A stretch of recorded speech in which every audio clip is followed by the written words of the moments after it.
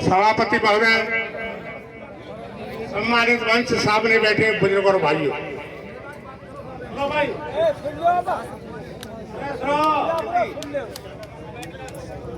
साथियों, जब यहाँ हम आए हमारे मंडल उपाध्यक्ष ने, मंडल उपाध्यक्ष ने जब ये कहा कि मैं आ रहा था, तब यहाँ से एटीएम तहसीलदार निगमों से जा रहे थे। बड़ा दुख हुआ। एटा टिकट साहब कहते थे कि एटा का लपेटा बाप तेरा बेटा। मैं समझ नहीं पाया हमारे मंडल उपाध्यक्ष को क्या हो गया। दोनों गाड़ी उल्टी निकल गई। तुम्हारी गाड़ी कहाँ थी? क्यों नहीं सामने आई? क्यों नहीं पूछा? आप किस लिए आए? हमारी पंचायत थी, हमारी यहाँ पंचायत थी, आप इस काम में किसके लिए आई? ये भी पूछना था, ये भी पूछना था। दोनों गाड़ी जब जाती यहाँ से आए किसके लिए? ये महापंचायत थी। किसान पंचायत कर रहा है, किसान अपनी बात कर रहा है, बात नहीं कहने दोगे? क्या चाहते हो? हिजड़े बन रहे हो? क्या करना है? जवाब लेना था, पूछना था, सोच नहीं पाई। मैं आपको बता देना चाहता हूं, बोलना सीखो, बोलना सीखने पर अधिकारी ऐसे आए हैं संघर्ष। ये तो एसडीएम आए थे, टीएम आए और टीएम को हमने घेर लिया। कहा अब कैसे आए? रात में कैसे आए? दिन में कैसे आए? आज टिकट साहब यहाँ आ रहे थे, जवाब नहीं दे पाए। तो मेरे साथियों, आपको मैदान में रहना पड़ेगा, बोलना पड़ेगा, संगठन मजबूत करना पड़ेगा। ये हिटलरशाही इनकी जो चल रही है कतई नहीं चलने देगी। अरे हिटलर का क्या हुआ था? आज ये हिटलर बने हुए, लेकिन अधिकारियों से मैं जरूर चाहूंगा कि आज ये है, कल ये नहीं रहेंगे। और आपके सामने जो बात आई है, मैं आपको बता देना चाहता हूं, किसी भी आप जगह पे रह रहे, मेरी वार्ता भी हुई और जो आप लोगों के स्तर से जो भी मांग है या इस पंचायत के माध्यम से, इस बैठक के माध्यम से आपके स्तर से जो भी बातें आई हैं वो मैंने बहुत ध्यानपूर्वक पढ़ा जो है, और जो भी चीजें आपके स्तर से रखी गई हैं वो ठीक ही रखी गई है। सबसे पहली बात तो मैं आपको ये आश्वस्त करना चाहता हूँ, जनपद में भले ही मैं नया हूँ लेकिन मैंने पहले से भी सुन रखा है, जिला प्रशासन किसानों के हित के लिए बहुत ही संवेदनशील है। और हम लोग भी कहीं बाहर से नहीं आए हैं, हम भी आप ही की तरह किसान के बेटे हैं। मेरे घर में खेती किसानी ही होती है। आप ही लोगों की मेहनत से, खून पसीने की कमाई से पढ़े लिख के लोग आगे बढ़ते हैं, अधिकारी बनते हैं। तो निश्चित रूप से जो है, जो आपकी समस्याएं हैं वो हमारी भी समस्याएं हैं, हमारे घर की भी समस्याएं हैं। तो इसलिए पहला मेरा निवेदन तो ये हमेशा रहता है, जहाँ भी मेरी पोस्टिंग रही हो, नियुक्ति रही हो, कि कोई भी किसान भाई अपने आप को हमसे अलग ना समझे। हमारा बैठने उठने का स्थान जरूर अलग है, लेकिन हम आप ही के बीच से हैं, आप ही के बेटे हैं, आप ही के भाई हैं। तो इसलिए आप लोग अपनी मांग को लेकर के बिल्कुल आश्वस्त रहा करिए। जो भी आपकी जेन्युइन मांगे हैं, हमें तो नहीं लगता कि अगर आपकी कोई सकारात्मक, कोई जेन्युइन मांग है तो उसको पूरी नहीं की जा सकती, निश्चित रूप से पूरी की जा सकती है। मैंने आप लोगों के माध्यम से जो हमें आपका मांग पत्र मिला था, जो आपकी डिमांड है इस महापंचायत के माध्यम से, उसको बड़े ध्यानपूर्वक पढ़ा है। उसमें 2-3 समस्याएं जो है मुख्य रूप से है, जिसको मैं आपको भी बता देना चाहता हूं, और उसके समाधान के लिए हम लोग क्या कर रहे हैं उसके लिए भी आपको आश्वस्त कर देना चाहता हूं। देखिए, एक समस्या तो मुख्य ये है कि कुछ ग्राम सभाओं में ग्राम सभा की जमीनों को लेकर के बैठकें हुई हैं, लेकिन उन बैठकों के बारे में आप लोग बहुत आश्वस्त नहीं हैं। कहीं कहीं ये है कि कुछ बैठकें जो है गलत तरीके से करा ली गई हैं, कई सदस्यों की गैर मौजूदगी में करा ली गई है, जो कि नहीं होना चाहिए। इस चीज को जो भी आपके ज्ञापन में या जो भी मांग में जो भी जिन प्रस्तावों का उल्लेख है, उन प्रस्तावों को पृथक से जांच करा ली जाएगी। यदि कोई भी अनियमितता है तो निश्चित रूप से सामने आ जाएगा।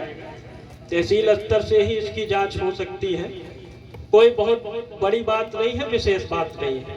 यदि कहीं कोई गलती हुई है तो निश्चित रूप से उसका परिमार्जन होगा, उसका सुधार किया जाएगा।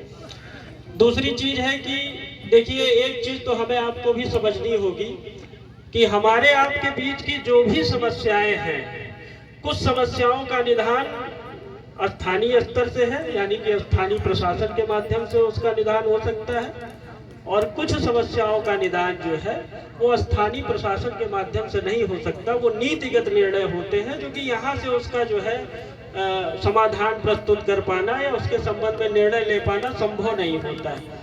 तो इस चीज की बारीकी को भी हम लोग ध्यान में रखेंगे कि जो नीतिगत निर्णय है उस पे जो है स्थानीय स्तर से समाधान नहीं प्रस्तुत किए जा सकते। जो इस तरीके की अगर आपकी कोई मांग है या कोई बात है तो उसको उचित पटल पे हम लोग रखने का प्रयास करते हैं आपके माध्यम से, ताकि उस पे जो है शासन स्तर से या सरकार स्तर से कोई निर्णय, सार्थक निर्णय लिया जा सके, आपके हित में निर्णय लिया जा सके। दूसरी जो एक समस्या है कि एक डिमांड है कि गांव में जो भी सरकारी जमीन है, ग्राम सभा की जमीन है, नवीन परती है, बंजर है, उन पे बहुत सारे जो है किसान भाइयों के, गरीबों के घर बने हुए हैं, उनको रेगुलराइज करने की बात है। देखिए, बहुत सारे लोगों को जानकारी नहीं होगी कि गांव में जो ग्राम सभा की जमीन है, जो आबादी के अंतर्गत आता है, आबादी श्रेणी 6 है ना, उसमें सरकार ने पहले से ही निर्णय ले लिया है शासन स्तर से, जिसमें हम लोग दिन रात जुटे हुए हैं। पहले आबादी की जमीन में जो आपका मकान होता था उसका कोई कागज आपके पास नहीं होता था, है ना। जो भी आबादी की जमीन में लोगों के मकान तो है, लेकिन उसका कोई कागज नहीं है। इसके संबंध में बहुत अच्छी पहल हुई है स्वामित्व योजना के अंतर्गत शासन के माध्यम से। आप देखते हैं कि स्वामित्व योजना के अंतर्गत जो है हमारे किसान भाइयों के, हमारे जो श्रमिक भाई है या कोई भी व्यक्ति है जिसका आबादी में मकान बना हुआ है, आबादी की जमीन भी सरकारी जमीन है, आबादी में मकान बना हुआ है, उसको सरकार स्वामित्व योजना के अंतर्गत घरौनी देने का काम कर रही है। जैसे कि आपके पास खतौनी होता था, जो जमीन का अधिकार अभिलेख खतौनी होती थी, उसी प्रकार से आबादी में जो आपका मकान है उसमें आपको घरौनी मिल रही है। और उस घरौनी के फायदे क्या है? उस घरौनी के फायदे ये हैं कि एक तो आपके पास स्वामित्व का एक प्रमाण हो जाएगा उस मकान में, जिस मकान का आपका स्वामित्व नहीं था, आपका स्वामित्व हो जाएगा और उसका एक लिखित अभिलेख हो जाएगा जिसको घरौनी बोलते हैं। उसके माध्यम से आप बैंक में ऋण भी प्राप्त कर सकते हैं, ठीक है, कहीं कोई समस्या नहीं आएगी। एक कागज रहेगा, उसका आप अपनी खेती किसानी के लिए भी उपयोग कर सकते हैं। तो आपको आबादी पे तो पहले से ही अधिकार मिल रहा है, स्वामित्व योजना का कार्य हो रहा है। बहुत सारे किसान भाई जान रहे होंगे, बहुत सारे लोग नहीं जान रहे होंगे। अब रह गई नवीन परती और बंजर, इस तरीके की जमीनों में जिसके मकान हैं। देखिए, जो राजस्व संहिता वर्तमान में प्रभावी है, कभी कभी जानकारी के अभाव में लोगों को नहीं पता होता है, उस राजस्व संहिता में ही प्रावधान है कि यदि जो है इस प्रकार की जमीन पे आपका सुरक्षित जमीन नहीं, नवीन परती, बंजर, जो इस तरीके की जमीनें हैं, इन जमीनों पे यदि आपका मकान है और आपका कब्जा या आपका मकान जो है सितंबर 2012 के पहले का है, तो आप पे भले ही धारा 67 में 122B या 115C जो आप लोग जानते हो, भले ही मुकदमा हो जाए, आप अपनी सार्थक तरीके से अपनी बात रखेंगे, साक्ष्य रखेंगे, तो राजस्व संहिता में ही ये प्रावधान है। धारा 67A 67 के अंतर्गत जो है उसमें आपको रेगुलराइज कर दिया जाएगा SDM कोर्ट से। लेकिन आपको साक्ष्य प्रस्तुत करना पड़ेगा कि 2012 के पहले से हमारा है। नंबर 1। नंबर 2, इसमें जो हमने आपके पदाधिकारियों से भी अनुरोध किया जो है, और वो सहमत भी थे कि देखिए सरकारी जमीन जो ग्राम सभा की जमीन है, नवीन प्रति या जो भी बंजर है, वो गरीबों के लिए है, गरीब किसानों के लिए है, श्रमिकों के लिए है, ठीक है। इस प्रकार की जमीन पे यदि किसी भूमाफिया टाइप के व्यक्ति का कब्जा है तो मुझे नहीं लगता कि आपको भी कोई गुरेज होगा कि उन पे कार्रवाई हो। भूमाफिया, जैसे आप लोग जानते हैं कि शासन स्तर से एंटी भूमाफिया कार्यक्रम भी चलता है। भूमाफिया वो व्यक्ति है जो साधन संपन्न है, जिसके पास पहले से बहुत सारी जमीन है, जो बड़ी बड़ी गाड़ियों से चलता है, फिर भी किसी गरीब व्यक्ति की जमीन पे अपनी निगाह रखता है या किसी सरकारी जमीन पे अपनी निगाह रखता है। इस प्रकार से अधिक किसी का मकान बना हुआ है जिसके पास पहले से ही मकान की व्यवस्था है, तो मुझे नहीं लगता कि आप भी चाहेंगे कि उनको वहां पे रेगुलराइज किया जाए। अगर हमारे पास मकान है, बड़ा मकान है, फिर भी हमने किसी सरकारी जमीन पे कब्जा करके अपना मकान बना लिया तो उस पर रेगुलराइज नहीं किया जा सकता। इसी में तीसरी बात जो आपके पदाधिकारियों के माध्यम से हुई कि इनको रेगुलराइज किया जाए, तो रेगुलराइजेशन की व्यवस्था राजस्व संहिता में पहले से ही है। बस आप आवेदन करिए। देखिए धारा 67A के अंतर्गत आप उप जिलाधिकारी न्यायालय में अपना आवेदन प्रस्तुत कर सकते हैं कि श्रीमान जी जो है ये है, मेरे पास रहने की व्यवस्था नहीं है, मैं इसमें पहले से 2012 के पहले से ही मैं मकान बना के रह रहा हूँ, मेरे पास रहने की कोई वैकल्पिक व्यवस्था नहीं है, मुझको यहाँ पे रेगुलराइज किया जाए। सारी बात है, गाइडलाइन आपने दी है, हम आपके साथ हैं। आपकी जितनी बड़ी गाइडलाइन साथ हैं, सहयोग करेंगे, लेकिन बुलडोजर नहीं चलने देंगे। बिजली विभाग की समस्या, किसान तबाह कर दिया है, बिजली आ नहीं रही है, ये तबाह कर रहे हैं, कहीं डोरी भी टंग रही है, उसका फोटो लेते हैं, FIR दर्ज करते हैं। मैं समझ नहीं पाता वो FIR कहाँ चली जाती है आपके माध्यम से। 10,000 दे दो, 20,000 दे दो, 50,000 वो नहीं रहती। सत्यानाश मत करवाओ, जाको सत्यानाशी मत बनो। SDO साहब आज यहाँ कल दूसरी जगह हो गए, देश से बाहर नहीं निकल पाओगे। उत्तर प्रदेश का देश बहुत बड़ा है, हर जगह ही टोपी है, कहाँ जाओगे, कहाँ जाओगे, नहीं रहना है। बवंडर पैदा मत करो, उसी लाइन में रहो, मानवता पे रहो, हम आपके साथ हैं। इस तरह का ड्रामा नहीं होनी चाहिए कि किसान पर FIR कर दी जाए, फिर धन वसूली कर ली जाए, ये किसान के साथ में अन्याय है। इस मनसूबा को अब पूरा नहीं होने देंगे।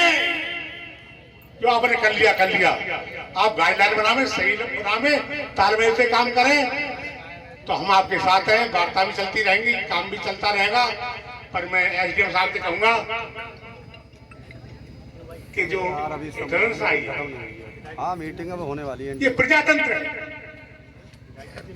प्रजातंत्र में हर आई भाई का दायित्व है अपनी बात कहने का। आज यहाँ पंचायत बुला ली तो हमारी SDM वादा, हमारे तहसीलदार, हम गाँव बोले कोई मत आओ। हाँ डाल दो, देख चल रही वही रहे हमारे जाऊँ पुल पे तो उसी कड़ी में रहे आओ। इस तरह से हम लोग को रोक दिया, कोई बात नहीं, और रोक दो जी। आज नहीं, इतनी बढ़ेगी और ज्यादा बढ़ेगी, और यहाँ कुश्ती होगी एक दिन। जब तुम बढ़ते गए तो कुश्ती आर पार की होगी, कोई रोक नहीं पाएगा, कोई रोक नहीं पाएगा। यहाँ वो अखाड़ा होगा कि आप देख रहे जाओगे। तो मैं किसानों से भी अपील करूंगा कि संयम में रहें, जहां कहीं भी रहे संयम में रहें। वास्तव में तुम्हारे मकान अपनी जगह सही है,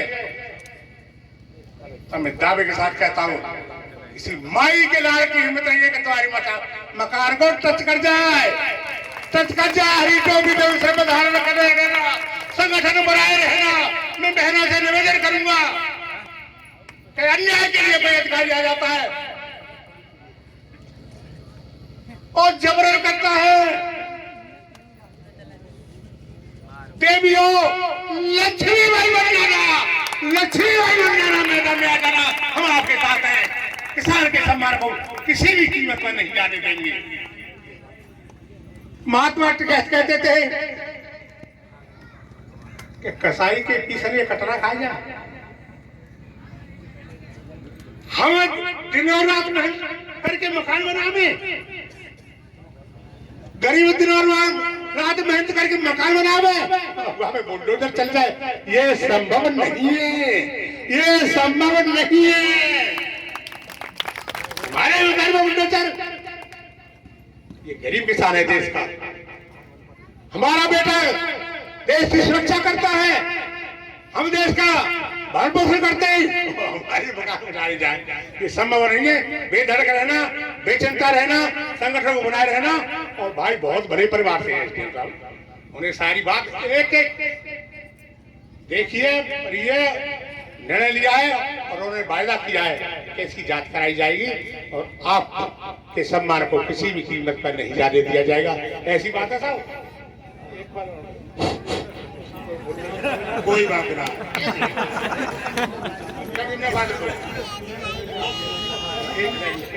मेरी बात सुनो भाई, अध्यक्ष जी कह रहे हैं सही है, एसडीएम साहब ने कह रही, एसडीएम साहब कह रहे हैं कुछ दोबारा कह रहे हैं। देखिए, ये निर्णय पहले से ही है कि किसी भी गरीब व्यक्ति का जब तक उसका पुनर्वासन ना हो जाए, किसी भी गरीब व्यक्ति को मकान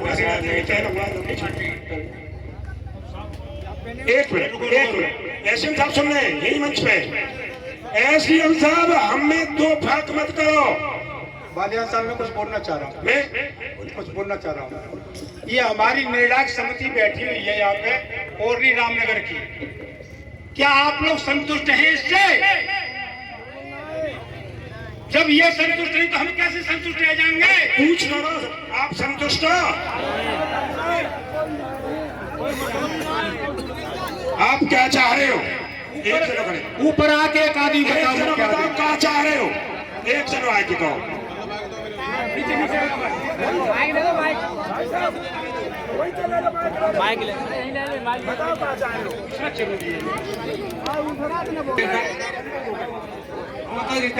हमारी जो जमीन है जैसे हड़बड़ चाहता है जो वापस कर दी जाए, और ऐसा किसान कोई नहीं। हम बस रहे हैं, 2-3 ज्यादा आ रही ना है, कोई लंबे जोता ना है, बच्चों की शादी कैसे हुई जब मुझे जमीनें ले जाएंगे तो हमारी जमीन वापस ले दी जाए, हम तो ये चाहते हैं। एसडीएम साहब सुन लिया आपने। दूसरी बात एक और मैं कहना चाहूंगा बबलू भाई को, बबलू बोल रहे हैं यार, बबलू को जिला पंचायत सदस्य के जो सभी कार्यकर्ता है, नेता है, मैं सभी का सम्मान करता हूं और हमारे क्षेत्र से आए सभी हमारे बुजुर्ग मैंने प्रणाम करता हूं। मगर एसडीएम साहब से सबसे यही निवेदन है कि लेखपाल से लेके कोई भी तहसील का अधिकारी और कर्मचारी या दूसरा नापे नहीं, बस मिल लड़ाई जाएगी, क्योंकि ये दूसरा का इतिहास रहा है। तब हमारी पहली मीटिंग कराई तब में हेल करिए, और जब तक ये लेखपाल और ये आते रहेंगे तब तक धरना चलता रहेगा। हमारा बस यही है। अगर आपको हमारा ये वीडियो पसंद आया हो तो इसे लाइक और शेयर जरूर करें, और हाँ, हमें सब्सक्राइब और फॉलो करना ना भूलें ताकि आप देश और दुनिया की कोई खबर मिस ना करें।